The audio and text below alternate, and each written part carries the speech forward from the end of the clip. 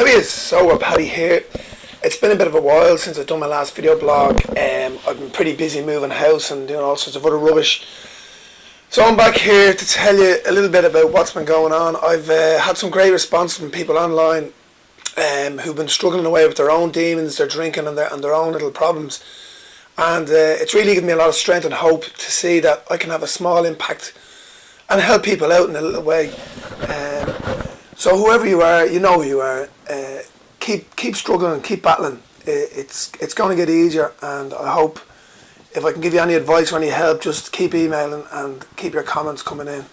I suppose thinking about things all the time, there's a whole barrage of drinking tendencies and possibilities and I suppose temptation out there. It never really goes away. I'm always sort of struggling with the whole will I won't I sort of thing about drinking, and I don't think it ever really dissipates. You know, the World Cup is coming up soon. There's always sport and different social events, and when your friends now are always going out drinking, it's pretty hard to sort of keep saying no and keep being strong. I suppose what I have to do is just remember how I can be when I am drinking. What I'm going to tell you is probably some small little stories over the next while about how I have been when I have been drinking, and it might reinforce to yourself and to myself some of the reasons why I don't drink. This story happened a couple of years ago. I'm now 33, so probably when I was 31, and it occurred down at my sister's wedding. Ellen and JP, they got married down in Sligo in a big castle. So all our friends and family and cousins and relations and everybody went down for it, and we all got together in this beautiful castle, and the wedding went amazingly.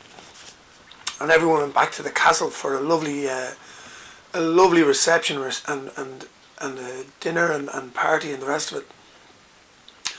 And as the night went on, we were having great crack. Everyone was having a good drink, as you do in weddings. And the night got later and later, and I stayed up later and later with a few people drinking, and a lot of people went off to bed, and in fact most people either left or went to bed. There was a gang of us still drinking. We went drinking right through the whole night into the morning, which you might think isn't really a bad thing, but it is your sister's wedding. In the early hours of the morning as well, I had a bit of consternation with the band, and they'd been messing. They'd been throwing a few sandwiches around the hotel foyer area, drunk as well, drunk as monkeys. And I took it upon myself to lay down the law and say they were disrespecting my family and disrespecting our whole clan. And in the end, my other sister Ava had to leave with them because they were meant to be getting a lift back with her. So at the time, I just sort of, I wouldn't see anything apart from my way of doing it. And looking back, I probably could have been a bit more thoughtful about it, you know. But they were probably out of line. Either way, it's not probably what brought me more shame. So the night went on again, into the morning, and people were getting up at this stage. It's 9 and 10 o'clock in the morning, getting up for the breakfast. And the breakfast was being held in a big sort of dining hall. And at this stage, I think I had a couple of vodka Red Bulls, and I thought it'd be a great idea to order 5 or 6 Irish coffees, so I could give to people as they were getting up. I found that nobody really wanted them. I couldn't really understand why, but I thought it was a great idea. I had these Irish coffees, no one wanted them, so I started horsing into them, and I sat down at a group of people who were having their morning breakfast. Now, over on the far side of the dining hall, all my aunties and uncles, who are now in their sort of 50s, 60s and 70s, all got up probably feeling a little bit worse for wear. And they're probably sitting about 30, 40 metres on the very far side of the dining hall away from us.